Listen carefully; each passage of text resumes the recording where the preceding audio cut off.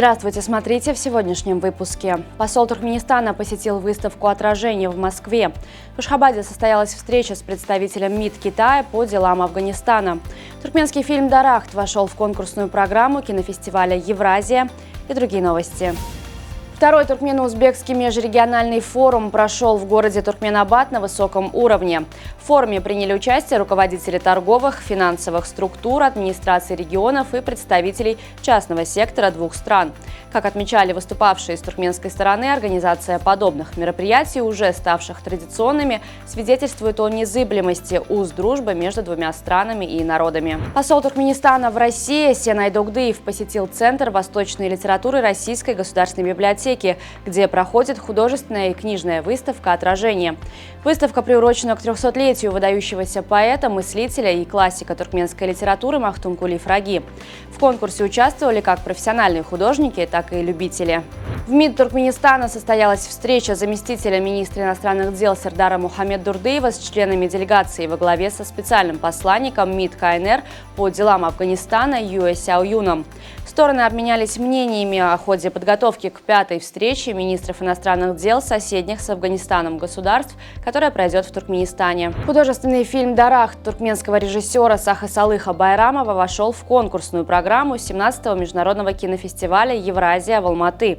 Также на форуме будет представлен туркмено-узбекский фильм «Махтумкули Фраги», признанный лучшим художественным фильмом 4-го международного кинофестиваля «Горкут-Ата» в Ашхабаде. Посол России в Туркменистане Иван Волынкин встретился с делегацией врачей сети клиник РЖД «Медицина», прибывшей в Ашхабад в рамках международной программы «Миссия Добро».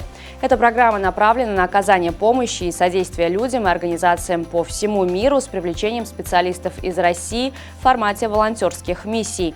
Во время визита в Ашхабад российские врачи провели встречу в Министерстве здравоохранения Туркменистана, обменялись опытом со своими туркменскими коллегами и выступили с докладами по своей специализации. Посол Туркменистана Таджан Мувламов и федеральный министр нефти Пакистана Мусаддик Малик обсудили реализацию проекта газопровода Туркменистан-Афганистан-Пакистан-Индия, который призван решить энергетические потребности региона. В ходе переговоров туркменская сторона пригласила министра нефти Пакистана посетить Туркменистан для дальнейшего обсуждения энергетического сотрудничества. Геологическая служба провинции Хунань в Центральном Китае сообщила об открытии крупного месторождения золота, оцениваемого более чем в $82,8 миллиарда. В ходе разведочных работ специалисты обнаружили разветвленную сеть из более чем 40 золотоносных жил, залегающих на глубине свыше 2 километров. По предварительным оценкам, общий объем залежей драгоценного металла на глубине до 3 километров превышает 1000 тонн. Новое исследование Всемирной организации здравоохранения раскрывает тревожную связь между длительным воздействием шума и серьезными проблемами со здоровьем. Согласно выводам экспертов, 8-часовое воздействие фонового шума, превышающего 85 дБ, может спровоцировать целый ряд опасных патологий. Шумовое загрязнение теперь рассматривается как опасный фактор окружающей среды, сопоставимый по вредности с загрязнением воздуха. Федерация футбола Туркменистана объявила нападающего футбольного клуба «Ахал» Эльмана Тагаева лучшим игроком высшей лиги по итогам октября 2024 года. В минувшем месяце форвард отметился 4 забитыми мячами в 3 матчах чемпионата.